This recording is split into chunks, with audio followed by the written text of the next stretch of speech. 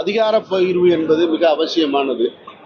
தமிழ்நாட்டை பொறுத்த மட்டும் ஒரு நீண்ட ஒரு 2 சகாப்தங்கள் கிட்டத்தட்ட 40-50 ஆண்டுகளுக்கு பிறகு ஒரு அதிகார பகிர்வு சரியாக வந்து சேர்ந்திருக்கிறத அந்த முயற்சியை முன்னெடுத்திருக்கிறதுக்காக தாவேகா அரசுக்கும் மாண்புமிகு முதல்வர் விஜய் அவர்களுக்கும் என்னுடைய மனமார்ந்த வாழ்த்துக்களை நான் தெரிவிச்சுக்கிறேன்.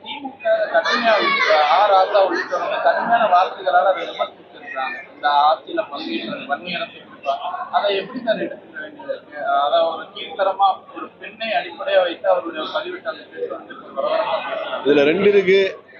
திராவிட முன்னேற்ற கழக தலைவருடைய அறிக்கையை நம்ம பார்க்கணும். முன்னாள் முதல்வர் மு.க. ஸ்டாலினுடைய அறிக்கையை பார்க்கணும். அவர் ஒரு வேண்டுகோள் விடுத்திருக்காரு.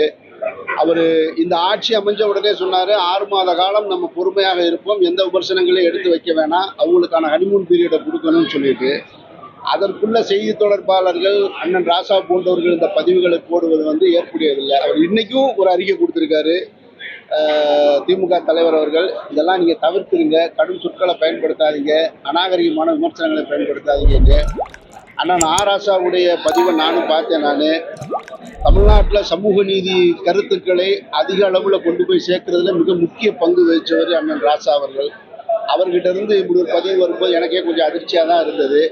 ஆனாலும் இந்த எதிர்ப்புகளை பார்த்த உடனே அதை எடுத்துட்டார், டெலிட் பண்ணிட்டாரு. அதையும் நம்ம வரவேற்கணும். அதிமுக 25 எம்எல்ஏ ஆதரவு கொடுத்தாலும் விஜய் வந்து அந்த மதச்சார்பற்ற கட்சிகள் திமுக இருந்தவங்க தான் எதிர்ப்பு பண்ணியிருக்காங்க.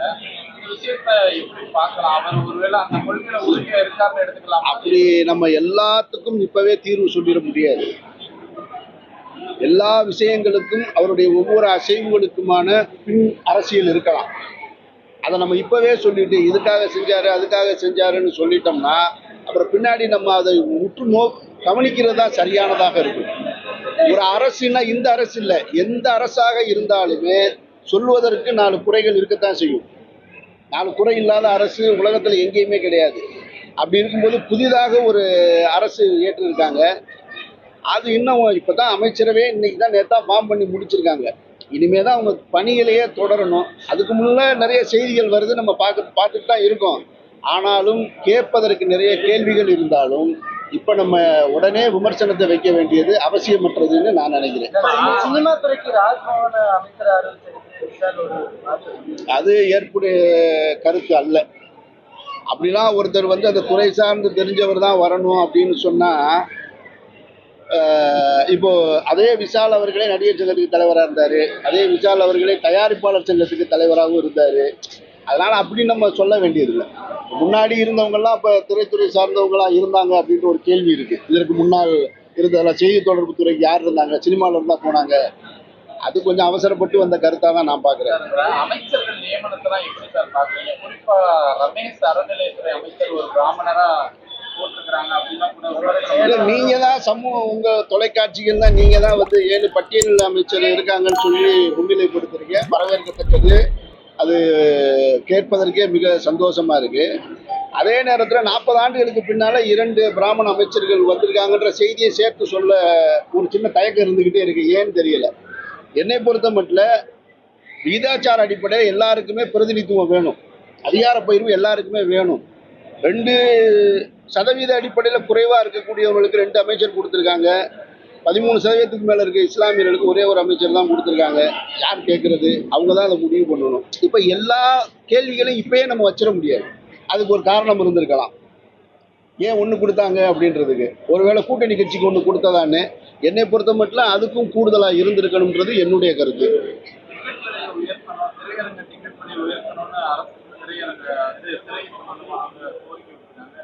அது எல்லா காலகட்டத்திலும் எல்லாருமே கேட்கறது. பெட்ரோல் விலை கூடிருச்சுன்னு சொன்னால் அரசு இப்போ பஸ்ஸோட விலையை ஏற்றணும், எங்களுக்கு பெர்மிஷன் கொடுங்கம்பாங்க.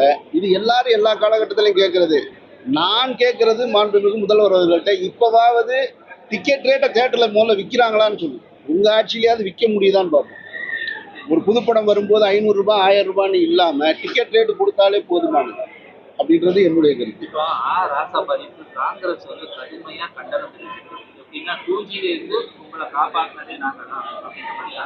அது ஒரு அபத்தமான இது. 2Gலேருந்து காப்பாற்றினாங்கன்னா என்ன, அவர் தப்பு பண்ணாரு, இவங்க தப்புக்கு உடந்தையா இருந்தாங்கன்னு அர்த்தமா? அப்படி ஒரு சொல்லக்கூடாது. யாரையும் காப்பாற்றலாம் முடியாது. அவர்கிட்ட நேர்மை இருந்தது, உண்மை இருந்தது. சிறைச்சாலைக்கு போனாரு, நீதிமன்றம் போனாரு, வாதாடினாரு, வென்று தான் வந்திருக்காங்க. அப்ப காப்பாத்தணும்னு சொன்னா அப்ப கள்ளத்தனத்துக்கு உடந்தையா இருந்தாங்கன்னு அர்த்தமா? இதெல்லாம் கூட்டணியில இருக்கும்போது ஒரு பேச்சு பேசுறது, கூட்டணியை விட்டு விலகும் போது ஒரு பேச்சு பேசுறது, இதெல்லாம் பக்குவமற்ற அரசியலா நான் பார்க்கிறேன். அப்புறம் இன்னைக்கு இளைஞர்கள் நான் அரசியலை நல்லா கவனிக்க ஆரம்பிச்சிட்டாங்க. அதனால மூத்தவர்கள் கொஞ்சம் நிதானிச்சு யோசிச்சு பேசணும். இன்னும் நீங்க பழைய காலத்து அரசியலே பேசிக்கிட்டே இருக்கக்கூடாது. கூட்டணியில் இருக்கும்போது நாங்க தான் எல்லாம் ஒண்ணுன்னு சொல்றது, கூட்டணியை விட்டு விலகின உடனே நிறைய தப்பு சொல்றது. அப்ப இளைஞர்கள் வாட்ச் பண்ணிக்கிட்டே இருக்காங்க. அப்ப என்ன நேர்மை இருக்கு உங்ககிட்ட கேள்வி வந்துடும். அதனால எல்லா மூத்த அரசியல்வாதிகள் எல்லாருக்கிட்டையுமே கண்ணியம் இருக்கணும், நேர்மை இருக்கணும், பேசுவதில் நம்ம பேசுற கருத்து சரியானதான்னு பார்க்கணும். அதெல்லாம் பண்பட்ட நீங்க நீங்க நீங்க பண்படலைன்னு சொன்னா இந்த மாற்றம் இன்னும் தொடர்ச்சியா நிகழ்ந்துகிட்டே இருக்குன்றதான் இப்ப நடந்திருக்கிறது. இந்த தேர்தல் முடிவு சொல்லுது. சரி, 50 ஆண்டு கால திராவிட கட்சிகள் தராத ஒரு மாற்றத்தை விஜய் அவர்கள் தருவார் நம்புறீங்களா சார்? இல்ல, அது நான் வாக்களித்த மக்கள்கிட்ட பெரிய எதிர்பார்ப்பு இருக்கு. வாக்களித்த மக்கள்கிட்ட மாற்றம்னு வேணும்ன்ற எனக்கு வந்து மாற்றம்னா எது மாற்றம்? ஆட்சி மாற்றமா, முதல்வர் மாற்றமா? எனக்கு எப்பயுமே இந்த கேள்வி இருக்கு. நான் வாக்கு பதிவு செஞ்சுட்டு இதே மதுரையில் அதே தான் நேர்காணல் கொடுத்துட்டு போனேன். மாற்றம்னா எதிலிருந்து மாற்றம் அப்படின்றது? கொள்கையிலிருந்து மாற்றமா, அடிப்படை மாற்றமா, மக்களுடைய வாழ்வாதாரத்தில் அடிப்படை மாற்றமா? நிறைய கேள்வி இருக்கு. ஒரு அதிகார மாற்றமோ ஒரு ஆள் மாறாட்டமோ கட்சி மாறுவதிலும் மாற்றம் இல்லை. அப்ப மாற்றம்னு எதிர்பார்த்து வாக்களித்த மக்களுக்கு நிறைய எதிர்பார்ப்பு இருக்கு. வாக்குகளை அதிகமாக வாக்களித்திருக்கு, அதாவது நிறைய வாக்குறுதிகளை கொடுத்த அரசு இன்னைக்கு ஆட்சியில் இருக்கு. அப்ப அதனால இதை மீட் அவுட் பண்றது, ரெண்டையும் சேர்க்கிறது ஒரு பெரும் கடினமான ஒரு விஷயம். அதை நம்ம இப்பவே வந்து உடனே இந்த அரசை பார்த்து குறை சொல்லுவது எனக்கு ஏற்புடையதல்ல. நம்ம காத்திருக்கணும். இந்த அரசு எப்படி இயங்குது, அரசுக்கு பின்னால் இயங்குறது யாரு, இல்லை அரசு சுதந்திரமா இயங்குதா, அல்லது இப்ப போயிருக்க கூட்டணி கட்சி தலைவர்கள் எல்லாமே வழிநடத்துறாங்களா? அப்போ எந்த மாதிரியான நமக்கு வந்து என்ன இருந்ததுன்னு கேட்டீங்கன்னா, இப்போ ஒன்றிய அரசு ஒரு ஒரு ஒரு திட்டத்தை கொண்டு வந்தா மாநில அரசு வந்து திமுக மட்டுமே அதிகாரத்துல இருந்தது. ஒண்ணு அதிமுக அவங்க சொல்றதை இம்ப்ளிமெண்ட் பண்ணிக்கிட்டாங்க, திமுக எதிர்த்தது. இப்ப விவாதத்துக்கு வரும். ஒரு கூட்டணி மந்திரி சபையா இருக்கிறனால இப்ப விவாதத்துக்கு வருவதற்கான வாய்ப்புகள் அதிகம் இருக்கு. அப்ப இந்த செயல்பாடுகளை பார்த்துட்டு தான் நம்ம விமர்சனம் வைக்க முடியும். எனக்கு வந்து இப்ப பிராமணர்கள் 40 ஆண்டுகளுக்கு பின்னாடி 2 அமைச்சர் கொடுத்துருக்காங்க அப்படின்னா அதை சந்தேக பார்வை பார்க்கணுமா? அப்படின்னா பார்க்க வேண்டியதில்லைன்னு நான் நினைக்கிறேன். அவர்களும் இந்த சமூகத்தில் ஒரு அங்கம் தான். அவங்களுக்கு 2 அமைச்சர் கொடுத்தது தப்பு இல்லை. என்னுடைய கேள்வி என்னன்னா, அவங்களுக்கு கொடுத்தது தப்பு இல்லை, ஆனா 13% இஸ்லாமியர்களுக்கு 1 ஏன் கொடுத்தீங்கன்ற அந்த கேள்வி மட்டும் எழுது. அந்த கேள்வி எழுதுறதுல எனக்கு நியாயம் இருக்கிறதா பார்க்கிறேன். அதே நேரத்துல அறநிலையத்துறைய ஒரு தலித்த கொடுத்திருந்தா இன்னும் மிகப்பெரிய சமூக நீதியாக தமிழ்நாட்டில் ஒட்டுமொத்த இந்தியாவுக்கு முன்னுதாரணமா இருந்திருக்குன்றது என்னுடைய ஆசையும் கருத்து.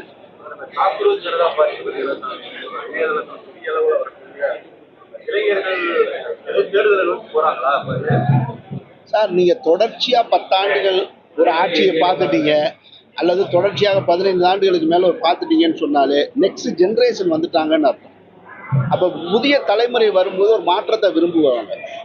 அப்ப அந்த மாற்றத்தை ஏற்படுத்துறது இணையதளம் இன்னைக்கு வந்து ஒரு காலகட்டத்தில் பொழுதுபோக்கு பயன்படுத்துறதா இருந்துச்சு. சமீப காலமாக அரசியலுக்கு அதிகமாக இணையதளங்கள், ரீல்ஸ் எல்லாமே பயன்படுத்தப்படுது. அப்படிங்கும்போது இது வரத்தான் செய்யும். ஆனா அவங்க கேட்கறதுல நியாயம் இருக்கான்னு தான் நம்ம பார்க்கணும். இது சரியானதா, இந்த கேள்வி நியாயமானதா அப்படின்னு தான் பார்க்கணும்.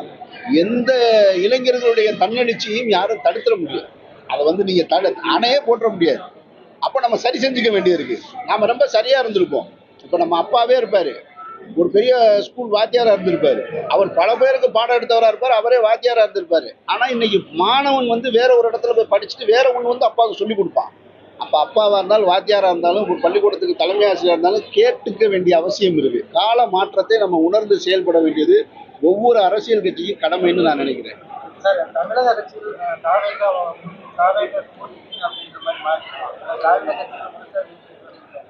அப்படி நான் பார்க்கல.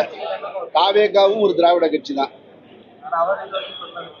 அவர் சொல்லலைனாலும் அதுதான் கட்சி. பெரியாரை கொள்கை தலைவராக, அம்பேத்கரை கொள்கை தலைவராக ஏற்றிருக்கிறவர் அப்புறம் எந்த கட்சியா இருக்க முடியும்? அதனால அதை நீங்க தாவேகாவே திராவிடர் இல்லைன்னு நீங்க சொல்லி பிரிச்சிட முடியாது. அவரும் சொல்லலை. அவரும் சொல்லும் கட்சி ஆரம்பிக்கும் போதே திராவிடமும் தமிழ் தேசியம் இரு கண்கள்னு தான் சொன்னாரு. அதனால நீங்க தாவேகா வந்து திராவிடத்தை வந்து வெளியே எடுக்க பார்க்காதீங்க. என்ன இந்த நடந்து முடிந்த தேர்தலில் என்னை போன்றவர்களுக்கு ஒரு பெரிய திருப்தி என்ன அப்படின்னு கேட்டீங்கன்னா, கழகங்கள் இல்லாத தமிழ்நாட்டை உருவாக்குவோம்னு சொன்ன பாஜக தான் இன்னைக்கு பாஜக இல்லாத தமிழ்நாடா உருவாயிருக்கு. அதனால அதுல எனக்கு ஒரு கூடுதல் மகிழ்ச்சி. இந்த ஜென்சிஸை வந்து சரியா அட்ராக்ட் பண்ணதுனாலதான் பிஜேபி தோல்விக்கு காரணம் அப்படின்னு சொல்றாங்க. சார் அப்படியே சொல்ல முடியாது. தோல்விக்கு ஒவ்வொரு தோல்விக்கும் காரணம் இப்போ 4,80,00,000 வாக்குகளை வாங்கியிருக்காங்க. ஈக்குவலாக தான் பிரிச்சிருக்காங்க. ஒரு 34% வாங்கியிருக்காரு, ஒரு 27, இவ்வளவுதான். ஒரு 17 லட்சம் வாக்கு வித்தியாசத்துல தான் இருக்கு. அதிமுகவும் 47 சீட்டு பிடிச்சிருக்காங்க. ஒரு பெரிய தலைமை இல்லாம, ஜெயலலிதா அம்மையார் போன்ற ஒரு தலைமை இல்லாம 47 எம்எல்ஏவை இந்த அலையில பிடிக்கிறது அதிமுகவுடைய பலமா தான் நான் பாக்குறேன். நான் சும்மா இல்ல. அப்போ இவ்வளவு பெரிய அலையில நாம் தமிழர் 20 லட்சம் வாக்குகளை வாங்கி இருக்கிறதும் முக்கியமானதா தான் இருக்கு. அப்போ ஒட்டுமொத்தமா நீங்க மாறிடுச்சுன்னு சொல்ல முடியாது. ஒரு வாய்ப்பை கொடுத்துருக்காங்க. அந்த வாய்ப்பை சரியா பயன்படுத்திக்கிட்டா வரக்கூடிய நாடாளுமன்ற தேர்தலில் தாவேகாவுடைய வாக்கு சதவீதம் இன்னும் அதிகரிக்க போகுது. இந்த வாய்ப்பை சரியா பயன்படுத்தலைன்னா குறைய போகுது. இவ்வளவுதான்.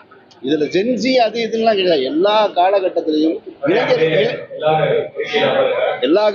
இளைஞர்கள் அரசியலை பார்த்துக்கிட்டே இருந்தாங்க. அப்ப சொல்லுவதற்கு பேசுவதற்கு இடம் இல்லை. இப்ப கையில போன் இருக்கு, அதனால பேசுறான். அப்படிதான் நம்ம எடுத்துக்கணும். சார் என்னை பொறுத்த மட்டும் கடந்த 5 ஆண்டுகள்ல முன்னாள் முதல்வர் மு.க. ஸ்டாலின் அவர்கள் திமுக தலைவர் மிகச்சரியாக ஆட்சி செஞ்சாருன்னு தான் நான் நினைக்கிறேன். நான் ஏன்னா அவருடைய தோல்வியை யாருமே அங்கீகரிக்கலை. நேற்றைக்கு கூட குளத்தூர் மக்கள் வந்து கரண்ட் இல்லை, 4 மணி நேரமாக கரண்ட் இல்லை, நாங்கள் அவரை தவற விட்டுட்டோம்னு தான் சொல்கிறாங்க. அப்புறம் அரசியல் கட்சியில் வெற்றி தோல்வி என்பது சகஜம். நீங்கள் இரும்பு பெண்மணி அப்படின்னு சொல்லக்கூடிய ஜெயலலிதாமையார் பருகூரில் தோத்தாங்க, காமராஜர் தோத்தாரு. இங்க தோற்காத தலைவர்களே சிலர் தான் இருக்காங்க, தோற்காம யாருமே இல்லை. ராஜீவ்காந்தி கூட இப்ப, ராகுல் காந்தி கூட இப்ப தோத்துருக்காரு, அமேதியில தோத்துட்டு தான் வந்திருக்காரு. அதனால தோல்வி எல்லாம் ஒரு விஷயம் கிடையாது. திராவிட முன்னேற்ற கழகத்தை பொறுத்த மட்டும் எனக்கு தெரிஞ்சு அது ஒரு நல்ல எதிர்க்கட்சியா செயல்படும்ன்ற நம்பிக்கை எனக்கு இருக்கு. அதனால உங்களை போல நானும் மாற்றத்தையும் எதிர்பார்க்கிறேன். தமிழக அரசு சரியா செயல்படணும். அது நீங்க சொல்லுங்க, சேஃப்டி ஏதாவது சேஃப்டி அதில் நம்ம வந்து ஆப்ரேட் பண்ணுறதே நம்ம தானே, நிர்வாகி தான் அதை அப்பப்போ ஆப்ரேட் பண்ணுவோம். நார்மலாக இப்போ ஓலா ரேபிட் எப்படி பண்ணுறாங்களோ அதே மாதிரி தான் அதோட நீங்கள் ஆப் உள்ள ஓப்பன் பண்ணாலே உங்களுக்கு தெரியும் எந்தெந்த டிரைவர் எந்தெந்த இடத்துல இருக்காங்கன்றதை மேப் மூலியமாகவே நீங்கள் தெரிஞ்சுக்கலாம். எந்த இடத்துல வந்துட்டு இருக்காங்க மூக்கண்டு அதில் நம்ம பார்த்துக்கலாம். ஆப்பில் ஒன்றும் பிரச்சனை. எல்லாரும் பொதுவான இந்த ஆப். நீங்க இந்த அரசியல் செய்திகளை தாண்டி